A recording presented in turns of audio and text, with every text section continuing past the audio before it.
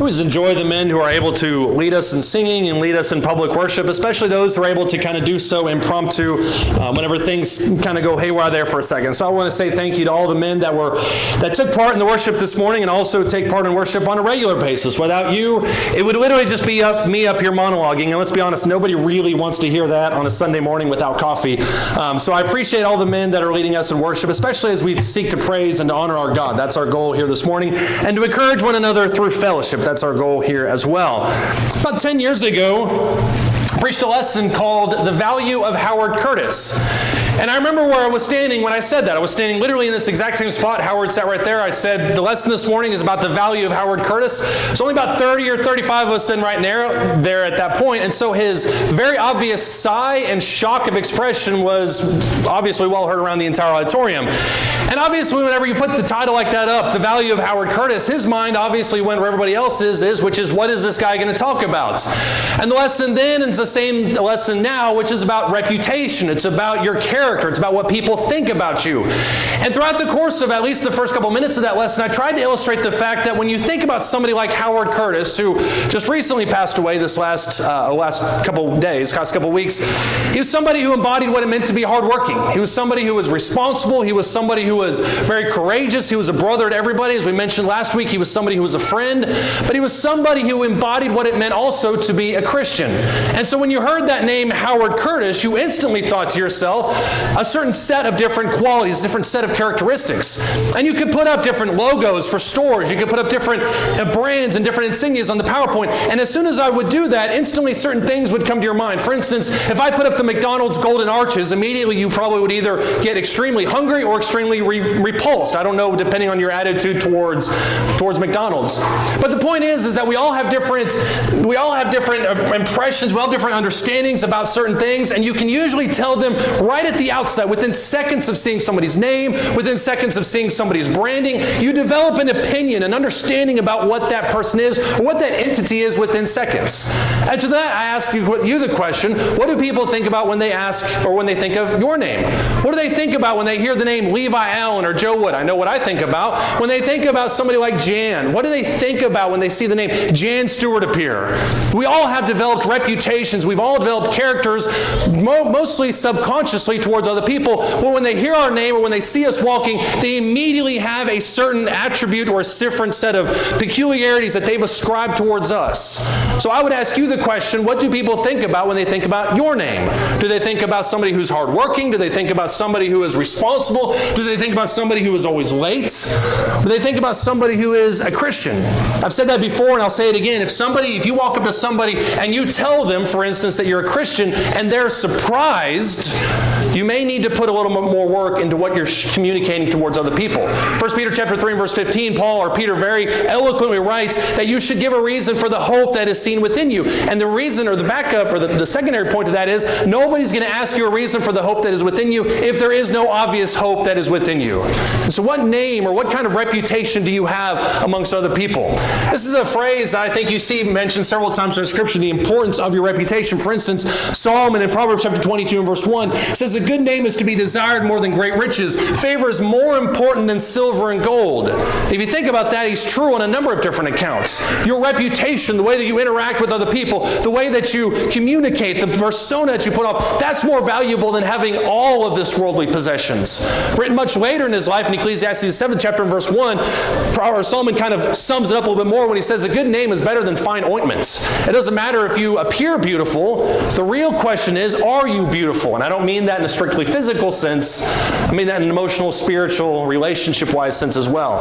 I think it's noteworthy too that when you look in Luke 2nd chapter and verse 52, one of the things that's said about Jesus as he's grown, and very little is said about Jesus' early life, but in Luke chapter 2 and verse 52, it says that Jesus continued in wisdom and in stature and in favor with both God and man. It wasn't good enough for Jesus just to continue in stature with God. He also continued in stature with other people as well. And that's usually what we think about when we think about reputation. The counterpoint to that is, why should I care about my reputation at all? Because after all, God's the only one that truly matters in this world. His opinion of me, His understanding of me, that's the only reputation that I care about developing with. And in a sense, they're right. In 1 Corinthians, the 4th chapter, for instance, in verse 1, 1. As Paul is talking about his pedigree and as he's talking about his relationship with this church, 1 Corinthians chapter 4, starting in verse 1, he says, let a man regard us in this manner, as servants of Christ and as stewards of the mysteries of God. That's what he wants to be known as with these people. In this case, moreover, it's a very small thing that I may be examined by you or by any human court. In fact, I don't even examine myself. For I am conscious of nothing against myself, yet I am not by this acquitted, but the one who examines me is the Lord. Therefore, verse 5, don't go on passing judgment before the time, but wait until the Lord comes, who will both bring to light the things hidden in darkness and disclose the motives of men's heart, and then each man's praise will come to him from God. You don't get much more declarative than that. What Paul is saying in 1 Corinthians chapter 4 is, it doesn't matter to me what you think about me. It doesn't matter if you have a negative opinion about me, which the Corinthian church certainly did. It doesn't matter if you think I'm an apostle. It doesn't matter if you think I'm a good person. It doesn't matter if you think I'm an eloquent speaker. The only being whose opinion I care about is God's. And there is a degree of that we need to have in our lives. Let me point out another passage. He says to the exact same church. This is in 2 Corinthians, the 8th chapter. 2 Corinthians chapter 8. Paul says something that almost flips that right on its head. In 2 Corinthians chapter 8, starting in verse 16. 2 Corinthians chapter 8, starting verse 16, he says, but thanks be to God who puts the same earnestness on your behalf in the heart of Titus. For he not only accepted our appeal, but being himself very earnest, he has gone to you of his own accord. We have sent along with him the brother whose fame in the things of the gospel has spread through all churches, talking about his notoriety. And not only this, but he has also been appointed by the churches to travel with us in this gracious work, which is being administered for us by us for the glory of the Lord himself, and to show our readiness, taking precautions so that no one will discredit us in our administration of this generous gift. For we have regard for what is honorable, not only in the sight of the Lord, but also in the sight of men. Did you hear what he said there? We have regard for not only what's honorable in the sight of God, but also with other men.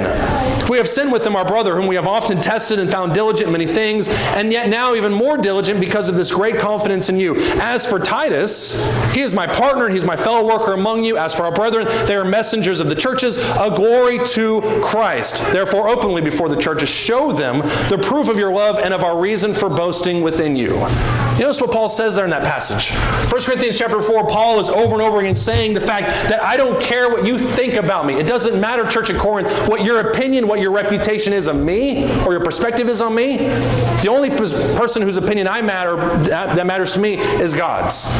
And yet in 2 Corinthians, the 8th chapter, he almost flips the script when he says, I care about what other people think. I want to make sure that I'm doing everything above board. I want to make sure that everybody thinks of me as somebody who is honorable, somebody who is trustworthy. That matters to me. I think you can see the parallel that he's drawing. That even though we should mostly care about what God is saying, what God thinks about us, we need to also put care and concern into our reputation with the world. I think it's interesting that in Acts the 11th chapter that it doesn't say that the Christians called themselves Christians. It says they were called Christians by other people within that town. And so as other people observed their behavior, as other people viewed their religious practices, as other people viewed their goals and values, they said, these are people who are of Christ. Would somebody say that about me? Which answers the question that I would ask next, which is, why should we care? Why is it that we should care about what other people think about us in this world? Why should we care about our reputation? Simply put, because what people think about us is what people think about God. I met somebody the other day, I can't remember where I was at. It was probably a couple years ago, knowing my memory. But I met somebody recently, let's put it that way. I met somebody recently I was talking to about the gospel, and they were talking to me about God and their perception of God. And they said to me, I've never really been comfortable with the idea of God being a father. And I said, well, why is that? And he said, well, because I didn't have a good relationship with my father. And I knew the father. That was, I think, the person that asked me to talk to this person in the first place. I knew the father, and I knew of him. I knew of his reputation. So I was shocked at that. But what that tells me is the way that this person, this young man, viewed his father is how he viewed God. And so the notion, the idea that God is a father to us left him very uncomfortable. And I would argue, too, that the way this father thought about his relationship with his son probably didn't think twice about it in that context. But it just reinforces the fact that we need to be careful with how we manage or how we handle our relationships with other people. Because how people see us and what they think about us as Christians will impact what they think about God. I want you to go to the Joshua, the 2nd chapter. Look all the way back in the Old Testament. Joshua chapter 2. Joshua chapter 2. Right at the outset of Joshua's conquest of Canaan and wiping through all these different cities and all these different territories, one of the very first places that he would encounter would be the city of Jericho. And you know this story probably from your Bible classes, from your own personal reading. In Joshua chapter 2, you have Rahab who is sheltering the spies. But I want you to notice something that Rahab says to the two spies that are there with them. In verse 8 it says, she came up to them on the roof and she said to the men, I know that the Lord has given you the land, and I know the terror of you has fallen on us, and that all the inhabitants of the Lord have melted away before you. For we have heard how the Lord dried up the water of the Red Sea before you when you came out of Egypt, what you did to the two kings of the Amorites who were beyond the Jordan, to Sihon, to Og, whom you utterly destroyed. And when we heard it, verse 14, listen to this, our hearts melted, and no courage remained in any man any longer because of you. For the Lord your God, he is God in heaven above and on earth beneath. Do you notice, we know this whole story about how Rahab was saved and how she demonstrated great faith and how she was eventually in the genealogy of Jesus, if my memory serves me right. All the fantastic things that were said about Rahab later. But it begins, ladies and gentlemen, with the reputation that the Israelites had. As the Israelites are trucking along the Jordan River and they're going into Canaan land, she hears through the grapevine, she hears the reports of people who think that the Israelites are a fearsome group of people. But more importantly in that passage, she gives the credit to God. She says, I've heard about your God, how he is a powerful God, how he is a God who can wipe away entire nations, and how he strengthens your arms, and how you work for him, how you serve him, how you're of his people. Notice how the reputation of the Israelites, the reputation of God, was that very first point by which Rahab's faith comes to light. I want you to also look at Ezekiel chapter 36. Ezekiel chapter 36. This is at the tail end of the story of Israel, because now we essentially have the annihilation of Israel, Judah, all of them are destroyed. Ezekiel chapter 36, you kind of have a little preview or a little glimpse into why that took place. Ezekiel chapter 36, starting in verse 16.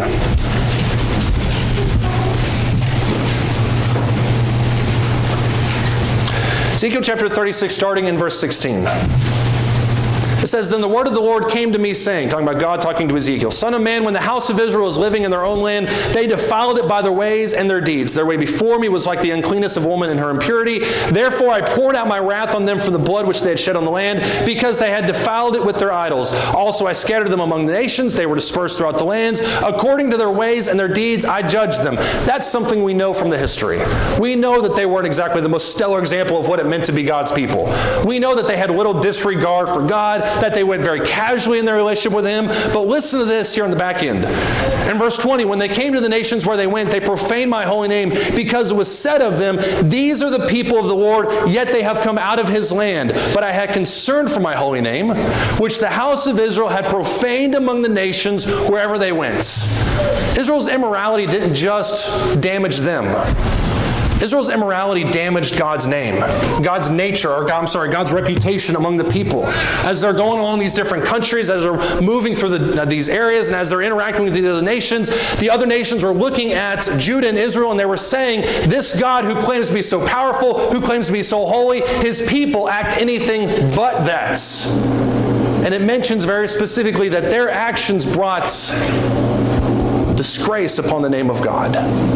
That's something that we need to be cognizant of. When we walk around and we interact with people, whether it's at our job, I guess that's something I need to be careful with, especially at my job, but when we interact with people at our jobs, when we interact with people at schools, at the grocery store, online, especially on Facebook, which is one of the most dangerous places for this to be destroyed, when we interact with people, we need to be conscious of the fact that when people see us, and we claim to be Christians, that on some level they see God.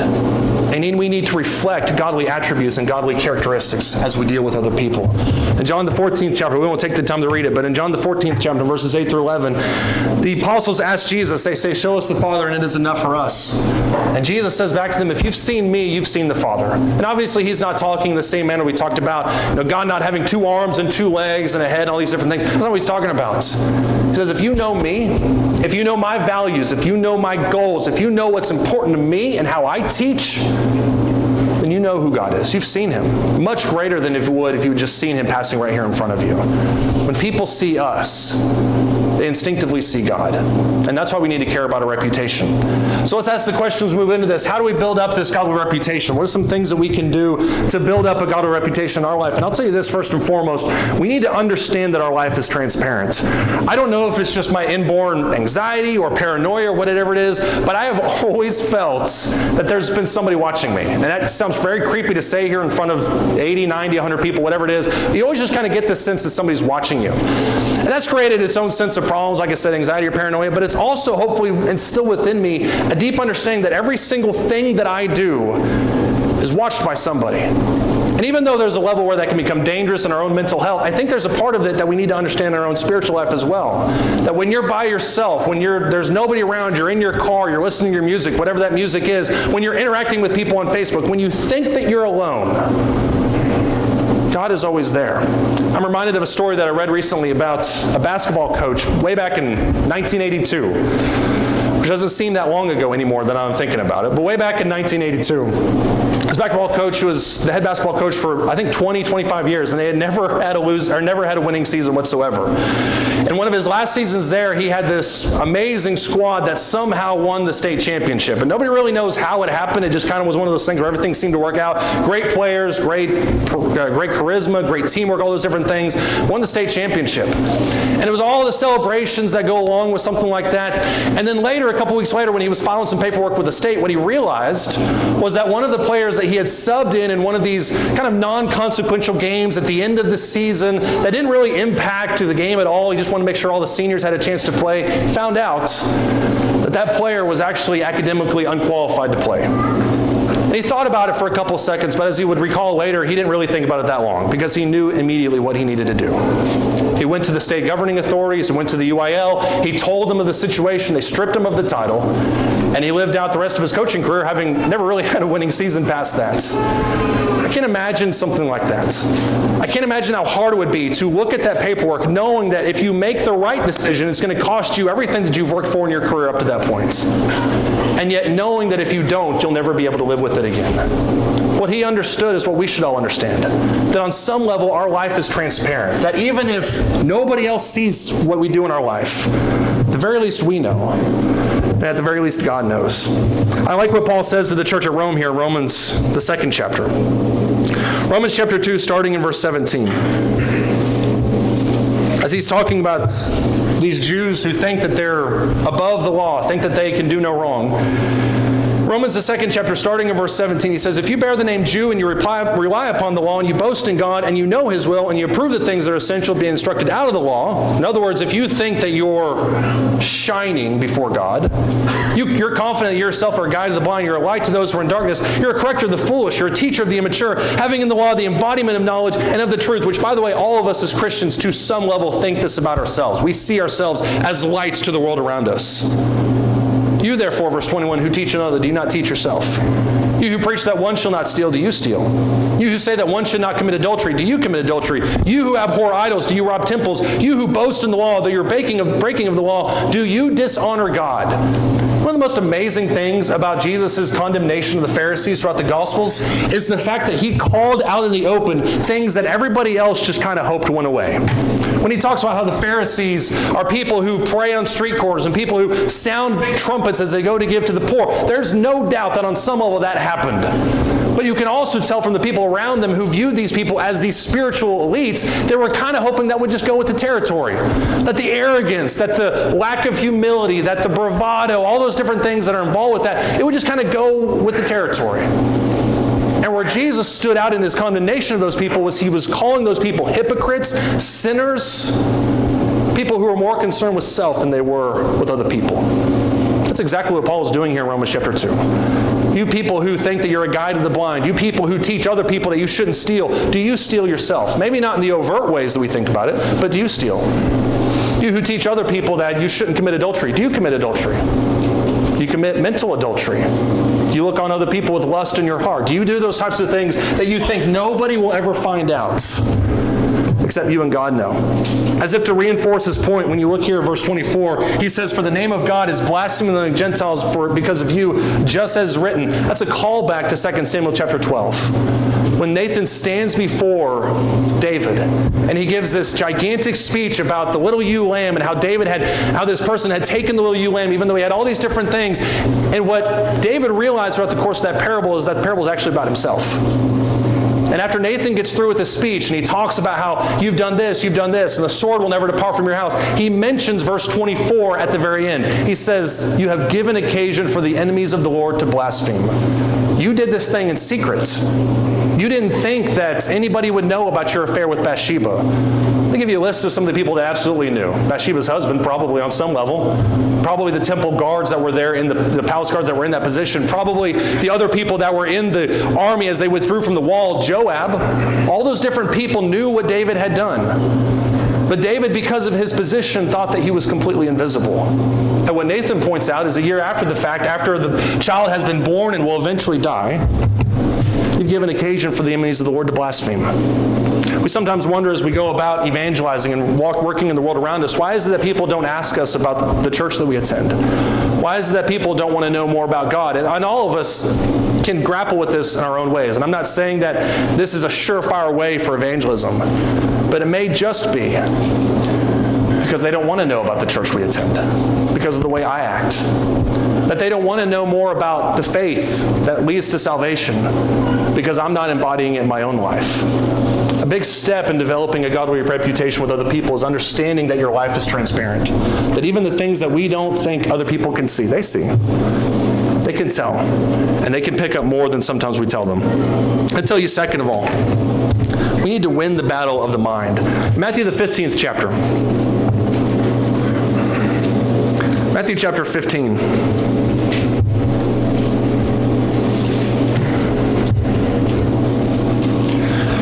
Matthew chapter 15, starting verse 15. Peter asks about the parable that Jesus had just talked about. There in verse 14, it's a very simple 1 or 2 verse parable, but Peter asks in verse 15, explain this parable to us. Jesus says, are you still lacking in understanding also? Do you not understand that everything that goes into the mouth passes into the stomach and is then eliminated? But the things that proceed out of the mouth come from the heart, and those defile the man. For out of the heart, ladies and gentlemen, verse 19, come evil thoughts, murders, adulteries, fornications, thefts, false witness, slanders.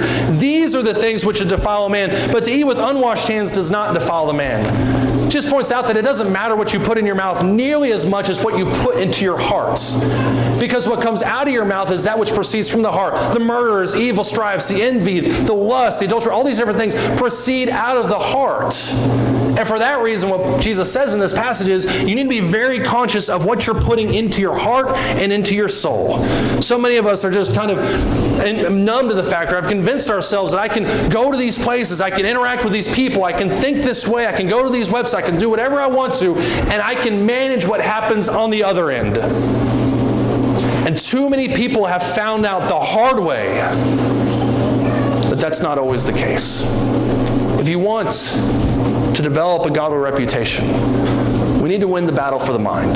Not the battle of what happens with our bodies, not what happens after that. We need to make sure that our hearts and our thoughts are guarded towards God. In 1 Timothy chapter 3, Paul would discuss the eldership. And there's a lot of qualifications that Paul has for the eldership, but we don't have time to go into all of these right now. But I think it's interesting what he chooses to focus on, because Paul could have had a list 100 miles long of things that are required for every elder, for every overseer to have. But in 1 Timothy chapter 3, starting in verse 4, I think it's actually in verse 2, he says the overseer then must be above reproach. It's the very first thing he says. But look at what he says here in verse 4. He says he must be one who manages his own household well, keeping his children under control with dignity. But if a man doesn't know how to manage his own household, how will he take care of the church of God? In other words, if you look at the guy's household and it's a mess, probably what he's going to do to the church as well. So use what you see in his home as a guidepost for what he's going to do to the church.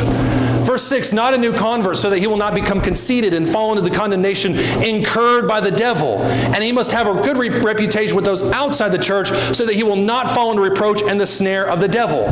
I think it's interesting that in verse 6 and 7, both times in this passage, what Paul discusses is this reproach or this condemnation that comes from the devil. First one's very simple, verse 6.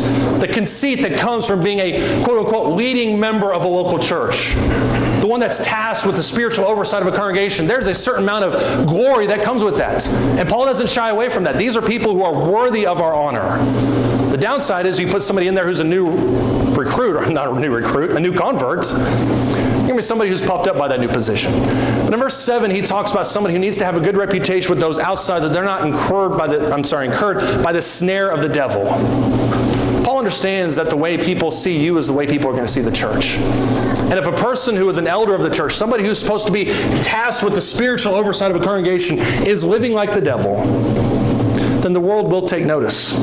As if jumping into this, in verses 8 and 9, he talks not only about elders, but also about deacons. Deacons likewise, verse 8, must be men of dignity, not double-tongued, nor addicted to wine or fond of sordid gain, but holding to the mystery of the faith with a clear conscience. The genesis and the nucleus of all these different things that are what an elder and a deacon are supposed to be is blameless.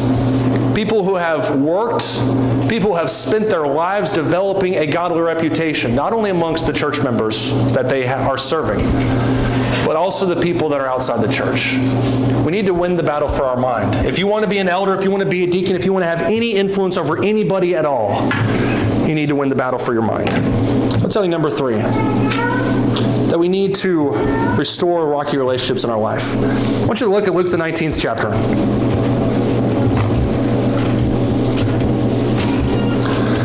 Luke chapter 19.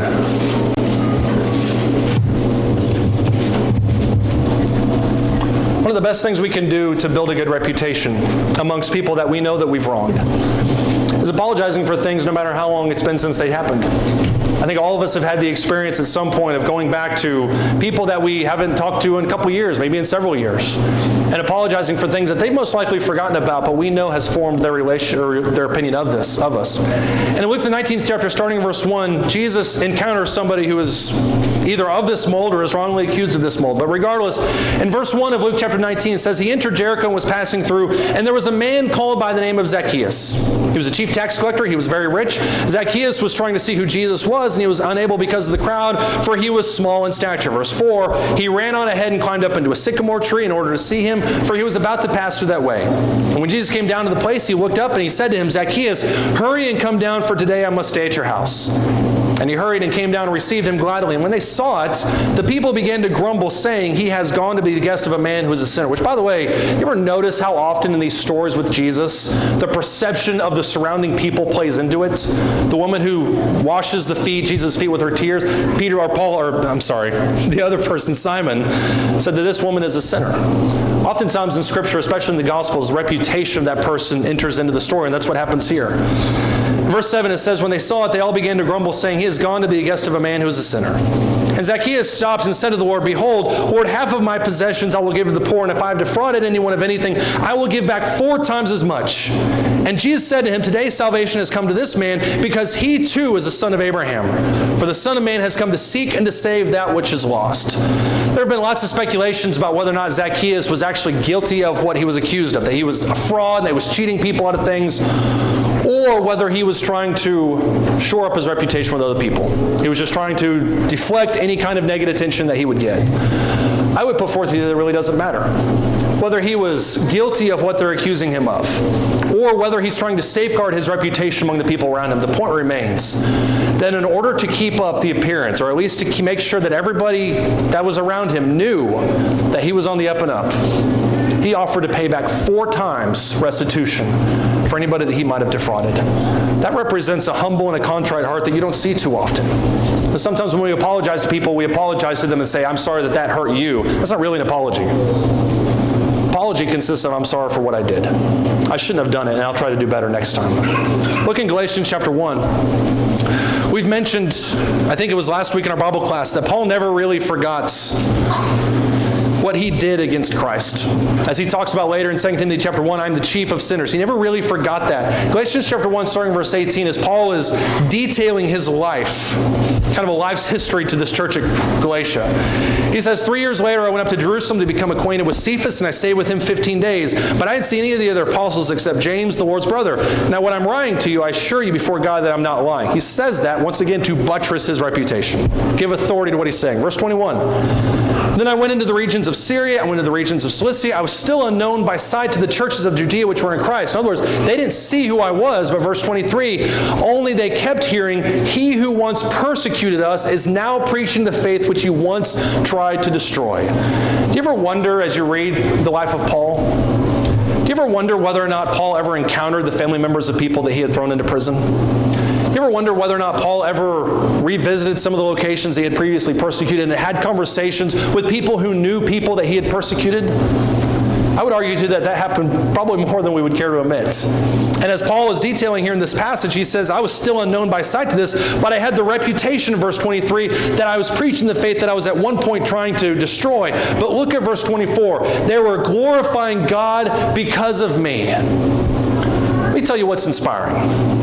What's inspiring to me is somebody who lives a life that is 100% devoted to God. Somebody who almost seems like they can't miss. Somebody who it seems like is bulletproof. Somebody who just seems like they always have their head on straight. They make several of the right decisions. You can look up to them as a guidance, as an example, as an illustration of what it means to be a Christian. But let me tell you what's more inspiring to me personally. Is seeing somebody who was on the wrong path. Somebody who was going down a direction they shouldn't have gone.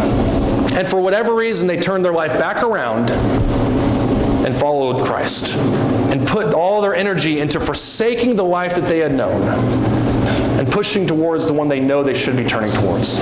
I always think of, in this instance, somebody like Cornelius, somebody who necessarily wasn't a sinner by any stretch, but yet somebody who devoted his life to God in spite of all these different surmounting obstacles, who had no real reason to follow God as a Gentile, and yet devoted himself to that life with 100% purpose. That's who Paul was. Paul is inspiring this passage, not only because he persecuted the people, that's not why he's inspiring, but because he abandoned that and went 110% in the direction of Christ. Because of that, people saw him and they glorify God. That's why we need to develop a godly reputation. We mentioned a second ago that Howard Curtis used to sit right here, and he would always, at the end of the sermon, he actually thanked me. He said, that was much better than some of the things you could have said about me, so that was nice of you. But a couple of days ago, we put Howard in the cemetery. We laid Howard to rest with his family standing nearby. One of the things that Joyce gave to me, and I will always treasure this, he gave me a copy of a sermon that he had done in 1973. He was my age. And in that sermon, what Howard talked about was the keys of happiness. And if you know Howard, you know how he talks, you know how he kind of works through thoughts. It was very Howard-esque. One of the things I thought was interesting in that sermon was he said the phrase, someday I'll die and go to be with heaven, or go to be with God in heaven. And I want to know at the end of my life that I lived a life according to God for the rest of my years. He said that in 1973. And as I listened to that on the way home from the funeral, I couldn't help but think to myself, you did that. You accomplished that goal. And that should be what all of our goal is. As we go throughout our life, not just trying to be pleasing to God, not just trying to be a good Christian and obey Him and do what He says, but also think about how our relationship impacts other people. Other people can look at us and say, well done, thou good and faithful servants, in the same way that God hopefully will. If we can help you with that in any way, won't you come as we stand, as we sing.